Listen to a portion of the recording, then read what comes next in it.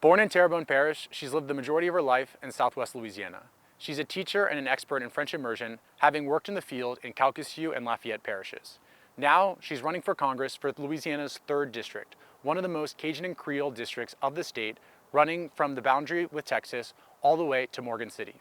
She's a Democrat, but ready to work across the aisle, and she's focused on the French language, education, rural development, and rebuilding after Hurricane Laura.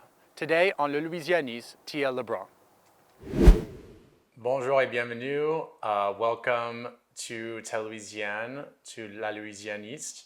We're here with Tia LeBrun, who is a congressional candidate in the 3rd Congressional District for Louisiana. Hey Tia, how are you? Hi, I'm good. How are you? I'm good. Happy to be here. So we just did our interview in French, and so now we're going to talk about some of the same topics in English, but not necessarily exactly the same, obviously. It's hard to, we didn't record ourselves, or we haven't looked at the recording yet. But just to start, I wanted to ask you, can you tell us a little bit about your upbringing and how your upbringing, built the values for who you are today and how that affects you as a candidate? Yeah, well, there are several aspects of me coming up that have affected who I've become. The oldest daughter of a single mother who didn't graduate from high school. So she worked a couple of jobs considered low skilled and couldn't always make ends meet. So we regularly dealt with moves for cheaper rent or days or maybe up to a couple of weeks without certain utilities connected, lights or water, whichever one. And so I know what it's like to have financial struggles and to live through those. I was really lucky to never be hungry. That's something I'm very thankful for. And I started helping her raise my little brothers and sisters at about 10, like taking care of them whenever she was at work, making sure that they were bathed and in bed to get up for school. And we did family things still. We went to powwows with our family. We, got together on the holidays, all of the major ones like Super Bowl Sunday, Thanksgiving, Christmas, Easter. We would do all of those things with our family, and we stayed really close, even though it's a very large Houma Indian group. I had these grandparents that are really wonderful. I got to know all 4 of my grandparents and even my great-grandmother on my mom's side. They all spoke French as a first language. So really late in my great-grandma's life, Malvina Dardar, everybody called her Tante Mana, and she was a character, to say the least. But during the last months of her life, she couldn't speak or wouldn't speak French or English anymore. She only spoke French. And it really broke my heart to not be able to communicate with her anymore. That was super emotional. And I decided then and there that was never going to happen again. Our generation may not have learned French from our elders, but I started to study and never stopped. 4 of my 6 kids speak French too, because I don't want them to ever come into that situation. My grandma is still alive, and she's 81 now. And so they will be able to communicate with her if she ever has her deuxième enfance, they call it in French, where she reverts to her native language and won't speak English. So that situation has been alleviated for me. I just feel a really deep connection with French, and because of my grandparents. It's the language that became our tribe's language. We're known for that throughout the world. And it's a very important language globally. So I've always been an advocate since I started teaching. I went out and taught in Calcasieu Parish. I taught in high school for 7 years, and then in immersion elementary for 5 years before coming here to Lafayette Parish to be the supervisor of all language settings for the past 6 years. And, being responsible for my brothers and sisters growing up, becoming a young mother myself, getting through college as a single mom and starting into my career, working 2 jobs. I've always been very responsible, and I have a very long history of caring for other people. So it's just natural for me now to care for others. And that's a part of why I got into this election, just to see what I can do to make my communities better. Totally. And on the French component, I think it's an interesting segue in terms of the differences, but also the similarities that exist across Louisiana, but then also across the third district. And so you had mentioned that growing up, you had spent some time in Morgan City, and then now you've lived in both Lake Charles and in Lafayette. And so I think those are kind of those are three of the major communities throughout the district. And so what did you notice in terms of differences between the different places you lived? Or did you notice that really more that the culture was more shared and common? Well, I have to say that in Calcasieu, it is not as francophone as it is, the more east you go in Louisiana. It's way more Spanish prevalent, being next to Texas. But there still is this pride of being Cajun or, from Louisiana. There's still the competition between who has the best gumbo. And, so we still have our food culture, and our family culture, I find, is very similar. But the prevalence of the language and its importance in the communities being evident is different. So the further you come east, the more important it seems to be as a visual aspect of the community. But, I know people, and as a French teacher who taught in Calcasieu, there is a desire for the community to have a stronger tie to that piece of the culture. It's just not as well sustained yet. I think that they do have some promising potential, though. Definitely. And well, the first step is definitely, I guess, having the French immersion schools. And one thing that I thought, is really beautiful about your family is that you're able to pass on the language in that both you were able to, relearn it and kind of not be the lost generation, right? But then to be able to communicate with your elders, but that also now your kids are also learning French. And so a lot of times people think that there's like somewhat of a disconnect at times between the communities or the schools in which kids are learning French, but they're not able to speak as much with their elders, or the elders are not looped enough into the French that's being taught. And so how do we bridge that gap so that we're able to make sure that the kids are able to learn French and speak an international language, but at the same time be able to communicate with maybe their parents or grandparents that are still with us that still speak it as their first language? I think that's hard to do without family involvement. It's hard to do as a program anyway. You can't force people to, have those interactions outside of school. But I think that there are some promising programs within the school environment that do connect with the community.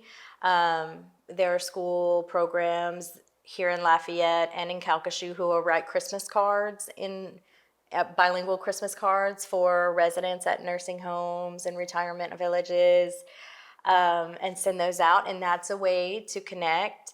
Visiting there and singing carols is something that I saw happening in Lake Charles. This getting out into the community and being visible is important for these types of programs. Having some sort of outreach. And then, for me, I could go home anytime or just call my grandma, as a student and talk to her.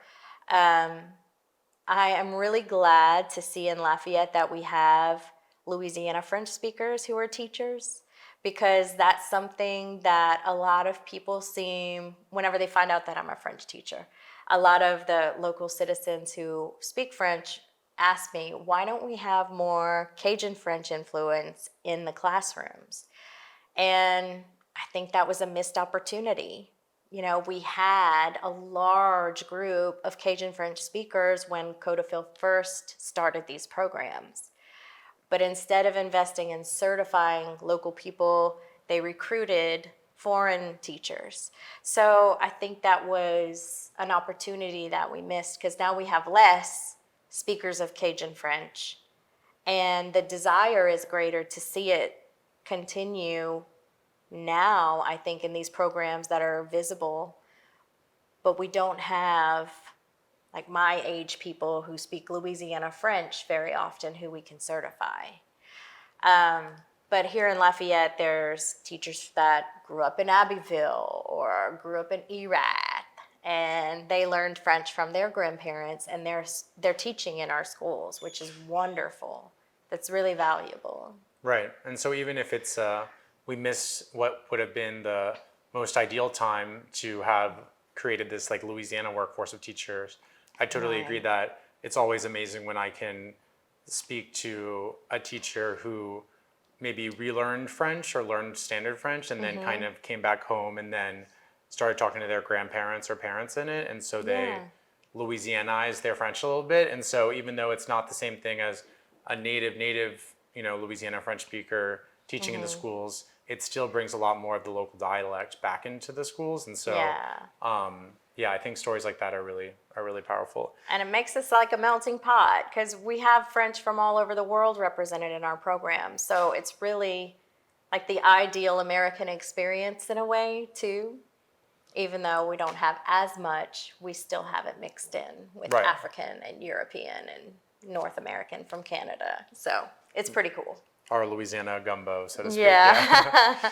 And so in addition to, you were talking about your Houma roots and how the tribe made you, and then also just your upbringing made you conscious of the need for community and helping others out, et cetera, and how it takes a village, so to speak. And so one of your focuses is also rural development and making sure that there's medical services and also food and other essential services available in small communities. And so can you talk a little bit about that and what you think needs to change to make communities more livable?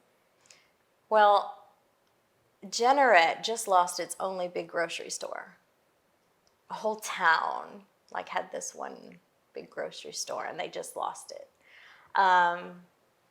So there is a Fam Fest that's going to happen pretty soon. It's on an upcoming weekend. I have it scheduled to show up there, but people in the community surrounding the area will be bringing food to donate for families for Thanksgiving. But that's happening way too much, especially in historically redlined neighborhoods. We have no access to supermarkets, to pharmacies, to medicine or medical clinics in those areas, and that's where we have the least availability of transportation for people. You know, they typically have fewer cars than the people who live in the non-redlined areas. So that is a need that turns into more of an emergency when disaster strikes. And if we care about everyone, then we will be making investments into those neighborhoods so that they're more walkable for people and that they have access to things that they need following a major disaster. Because that's where the bulk of our funding goes, is to save them who have nothing after a storm. They are the most in need of food, medicines, just whatever we can give when disaster strikes. And, that doesn't need to be so much the case. If we invest proactively, we can offset some of those costs of reactiveness that we have had historically. Definitely, and I think it's interesting. I'm from New Orleans, and I notice that when I go to small towns in Louisiana, including in Acadiana, in this district, the effects on small communities of the closures of schools and supermarkets and medical facilities is something very similar to some of the disenfranchised communities or neighborhoods in New Orleans or in Baton Rouge. And so maybe there's a way to create coalitions between urban and rural elected officials to kind of make sure that every community has everything it needs, and not you don't have to move in order to get the basic services Right, that you right. deserve. And that's going to come into play with rural development as well. Finding those federally funded program dollars that we need to make a difference in our area. I've talked to people who live in communities, whole communities that have individual wells for homes, and they can't drink the water because they're surrounded by farmland that uses pesticides and that gets into their drinking water. So they can't drink the water that's running in their homes at all. And that seems like a third world issue to me. Like we should not have whole communities that have no good drinking water. And so for that type of infrastructure need, I think that sharing a bigger project with multiple municipalities, maybe even multiple parishes, to write those grants for funding those projects, when it touches more people, you get more attention for your grants. And I feel like we need that type of collaboration between our district, within our district, to work together as one, or at least provide templates for applying for those dollars if less is available per applicant. Right. And that kind of touches on one of the less appreciated roles of a federal congressperson, a federal representative, is not just voting on the hot button issues, that get all the national media coverage, but also working in the field, on the ground, with local and state actors to get those federal dollars home. Yeah. And so one of the big issues, obviously, in this district is recovery from Hurricane Laura, and how, I guess, 2 years out now, we're still not, if you go to Lake Charles, it still is in, there's been a bounce back, but there's still many households that seem to not have recovered sufficiently. And so why do you think that is, and what would you do when you're elected, or if you're elected? Well, I can tell you what the problem is that our current representative did nothing to write the legislation needed to get the money home. Within 2 weeks or so, maybe 2.5 weeks after Hurricane Harvey, Texas legislators wrote the bill for them to get their funding relief. And they got relief within months. We're still 2 years out. A year after Hurricane Laura, I forget what news outlet it was, asked Clay Higgins if he thought he should sit down with Democratic leaders again and see what they could get done. And he said he had done all he could. That's not a leader. If you haven't achieved what your community needs, you haven't done enough. There should never be a limit to what you're willing to work on. I've had to write grants as an administrator and a teacher. I would never let my students go without something that I could get for them. And having toured all over this district and seen and talked to people about their issues, I want this district to be better. I don't want my kids to have to move away for a job. I want our economy to be stronger, and we're going to do that through education and rural development, because we have to have the infrastructure necessary to support the economic growth we want to see. So this recovery hopefully we can get legislation in place that will have a trigger. Once a governor calls a disaster, there should be an automatic influx of federal dollars to meet immediate need while they work out the details. Some kind of formula needs to be in place for the number of people below the poverty line, or whatever it is that we need to do. Of course, I'm not a financial expert, so I'll have to work with others, but that's what real leadership should be. You work with others. You get everybody's input and you plan the best you can. So that's what I'll do different. I'm hoping to make it easier for states to get the money that they need when they need it, so that we don't have people stuck in Beaumont who can't come home to Lake Charles. We don't have all the businesses that have not been able to rebuild and have just abandoned that city. We need it to be what it once was or better, because people are counting on their leadership to do that for them, to help them get there. And you mentioned working with others and the necessity of bipartisan work. And so it's, as it looks now, it's not really clear whether the Democrats or the Republicans will win the House and the Senate. And so if you are elected, would you be able to work across the aisle, or how do you approach working with people who think differently than you do? Well, I think I'm pretty good at it. I think if they give me a chance, if we give each other a chance for civil conversation, then we'll find that we're more alike than we are different. We just want our people to be doing well. We want our communities to flourish. We want to be proud of our home, And this is our home. This is my home. It's my baby's home. So I want this to be a home we can be proud of. And so I have already talked to people on the phone who are Republicans, and I have a D behind my name. And I always tell them, before I'm a Democrat, I'm a Louisianan. This is my home, and I want to work for my communities as a voice for us. I'm not going to stand against anything that does good for us, no matter what it is.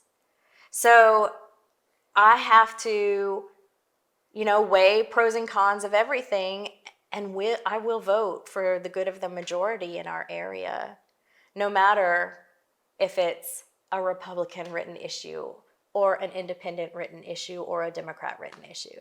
No party is going to tell me how to vote.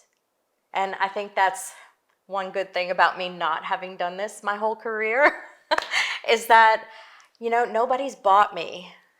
I'm not paid for by anybody. This campaign is running on small donations. My smallest donation was $1.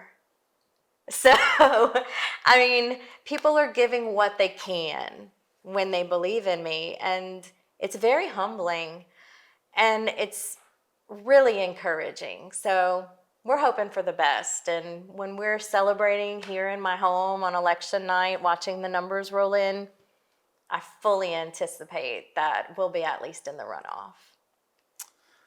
And so on that point, we have the election in a week, right? Almost exactly. Yeah, literally exactly. 1 week. And I guess, what has this process been like for you? This is the first time you've been a political candidate. How have you approached it? Has it been hard? Has it been satisfying? All of the above?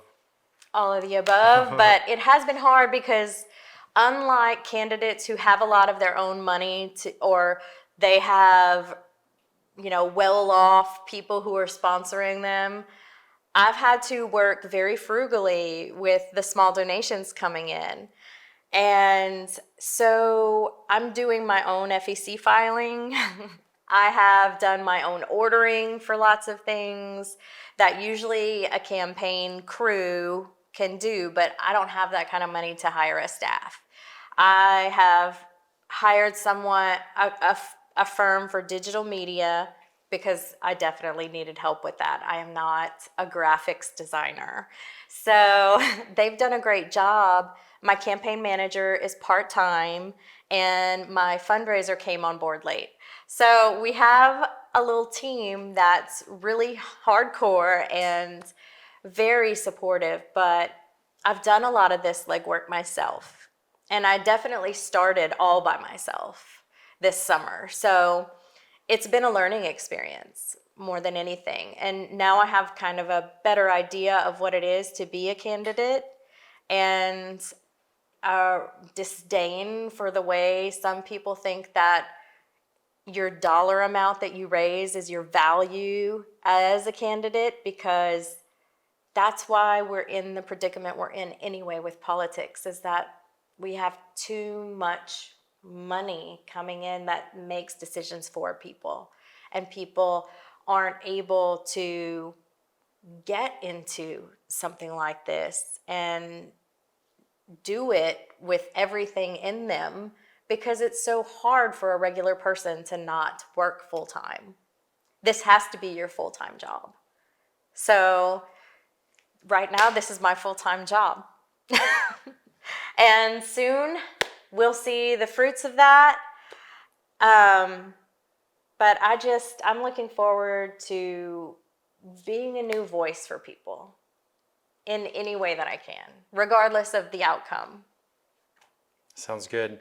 And so on that point, what do you need to tell, what would you tell the constituents in the 3rd District, especially young people, in terms of when's the election and why should they vote for you? Well, I am going to stand up for everyone. I believe every person has a right to be who they are and to exist and to make decisions for themselves about their bodies. I am going to work really hard on more proactive action on disaster mitigation. And I would really like to see us not be last in education for once. We really need work, and our states are influenced by federal guidelines. So as an expert in education, I feel like that's where I can be a lot of help. So if you think that doesn't sound bad, you should vote for number 22, Tia LeBrun, on the ballot on November 8th. And the polls will close that night at around 8, I think. I've tried not to stay more than a day ahead of myself in my schedule because I've been so busy. But on November 8th, that's your last opportunity to tell Louisiana what you want to see in the world. So look up all the candidates, make a decision based on who you believe they are and if you believe they will really work for you. And especially young people, you guys are the accountability system that politicians need to have, because obviously the accountability systems that are currently in place aren't to anyone's satisfaction except those already in power. So let's make some change. Get some new people in there, and let's just create the world we want to see. Well, that sounds good, and we will definitely be following the election result and hopefully maybe interview you in the runoff. So thank you so much, Tia. This was really a pleasure, and bien merci et à bientôt. Merci, amitié. Oui, à la prochaine.